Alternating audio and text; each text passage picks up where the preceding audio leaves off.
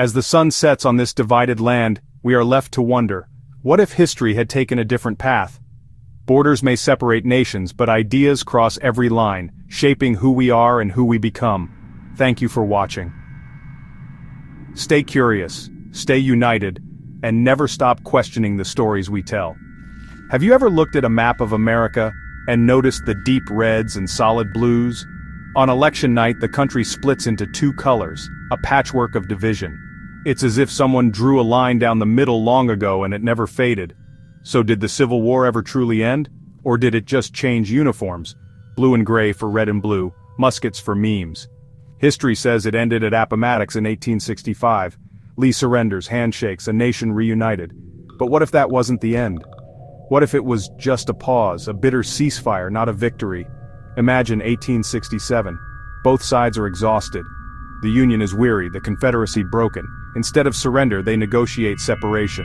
A new border is drawn, slicing the country in two. To the north, the United States, to the south, the Confederate States. Two nations, once one, now divided by a fortified line. Families split, communities cleaved, the dream of one nation dies. The USA clings to federal power and progress, the CSA doubles down on states' rights and tradition. The ink on the treaty is barely dry, but the rivalry is set for generations. The battlefields go quiet, but the war of ideas never ends. Suspicion, resentment, and a Cold War define the continent. The fighting stopped, but the conflict had only just begun. The Civil War didn't end, it just went underground, and its legacy still shapes everything. What do these two Americas look like? Let's take a trip. In the north, cities like New York and Chicago explode with industry and immigration. The culture is dynamic, chaotic, and always changing. The federal government grows stronger, weaving the states together with railways and regulations. Now, head south. The Confederate States move at a different pace. The economy is rooted in agriculture, cotton, tobacco, tradition. Cities like Charleston and New Orleans are preserved in time, lacking the North's explosive growth. Life is governed by strict social order and suspicion of outsiders. Atlanta, the new capital, keeps the central government weak. The border becomes a scar, first porous, then hardened with fences and checkpoints. Cities like St. Louis are split, families divided by the Mississippi. The Freedom Bridge is a tense crossing where ideologies are scrutinized daily. Living near the border means constant awareness of the other side. Radio, TV, even music bleeds across. For a Cincinnatian, Kentucky is a foreign country. For a Texan in El Paso, the USA is a land of excess. The border is a daily reminder the war was never resolved, only contained. It's a wound that never healed. Two nations side by side staring each other down. The division is everywhere. The economic paths couldn't be more different. The USA, free from slavery, dives into the Industrial Revolution, manufacturing, technology, finance. Wall Street funds, railways, factories, and Silicon Valley's rise. A diverse workforce drives innovation. The dollar becomes the world's currency. The CSA modernizes, reluctantly clinging to agriculture and a rigid social order. Slavery is replaced by sharecropping. Wealth stays with powerful landowners. Industry exists, but it's focused on raw materials, not high-tech. The CSA exports commodities but depends on the North for technology. In the USA, a mobile middle class emerges. In the CSA, society is static and hierarchical. The USA allies with global democracies. The CSA forms a bloc with other conservative, resource-rich nations. Both compete for influence abroad, each offering a different model. The economic Cold War is in full swing. Here's where it gets ironic. The political parties evolve and flip. In the USA, Republicans drift toward big business and limited government. Democrats champion workers' rights and civil liberties. The USA becomes a multi-party democracy, debating the role of government. In the CSA, the Democratic Party enforces tradition and hierarchy for decades. A new Confederate Freedom Party emerges, preaching liberty and nationalism for the elite. By the 21st century, the CSA is a one-party state run by powerful families. The names stay the same, but the ideologies flip.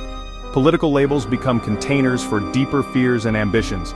The core division, pluralism versus tradition, remains. In the USA, elections hinge on the Southern question. In the CSA, politics is a performance of defiance. Every issue is filtered through the lens of rivalry.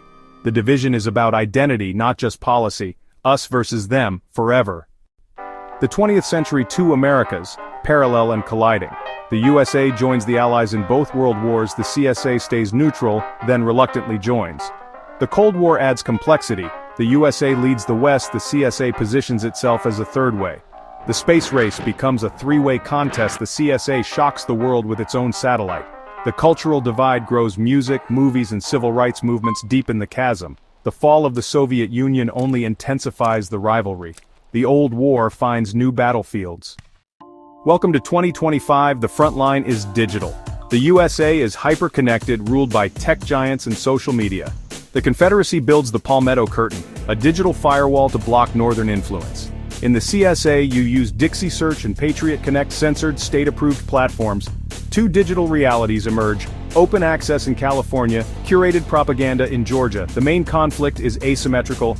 Confederate troll farms flood US social media with disinformation. Their goals sow chaos, undermine democracy, and weaponize American freedoms. The US responds with cyber attacks and information warfare, supporting activists inside the CSA. For citizens, the war is invisible but constant. Strange ads, power outages, hacker news. The battlefield is everywhere and nowhere. The digital divide is the new Mason-Dixon. The war of ideas is now a war of algorithms. The conflict is relentless. Both nations are fraying at the edges. In the CSA, the new abolitionists, oppressed minorities and disillusioned youth, fight back with sabotage and underground broadcasts. The government responds with brutal crackdowns, fueling more resistance. The dream of a stable Confederacy is crumbling from within. In the USA, Confederate disinformation. It's everywhere, deepening polarization, stirring up chaos. Excited, deepens polarization.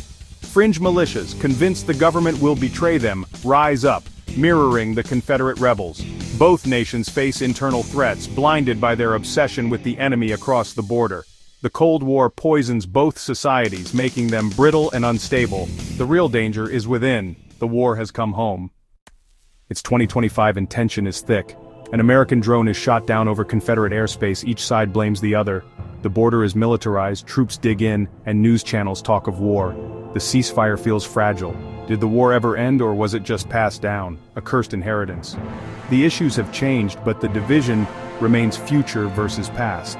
The conflict lives on in digital trenches, divided families, and mutual suspicion. Maybe peace isn't just the absence of fighting, but a reckoning with the past. Have we ever truly healed, or just covered the wound? How different is their 2025 from our own? As the sun dips below the horizon, painting the fractured border in gold and shadow, we're left with more questions than answers. For over a century, two Americas have stared at each other across this invisible line, always with the weight of history pressing down. The war that never truly ended has shaped cities, hearts, and destinies, echoing in every empty street and silent promise. But even here, among the ruins and scars, there are glimmers of hope. Children on either side of the border grow up watching the same sunsets, dreaming of futures not yet written. What if the border became a bridge? What if the wounds of the past became lessons, not anchors? This alternate history asks us to consider not just what might have been, but what still could be. In our own world, lines divide us too. Old resentments simmer, ideologies clash, yet, every day, we are offered the chance to choose understanding over suspicion, hope over fear. The story of the two Americas is a mirror, reflecting both the dangers of division and the possibility of reconciliation. It's a reminder that peace is a process, a journey that requires courage and the willingness to see ourselves in others. So as the last light fades, ask yourself, what kind of future do we want to inherit? What borders are we willing to cross for the sake of something greater? And if healing is possible in a world divided by war, might it also be possible in ours? The choice, as always, is ours.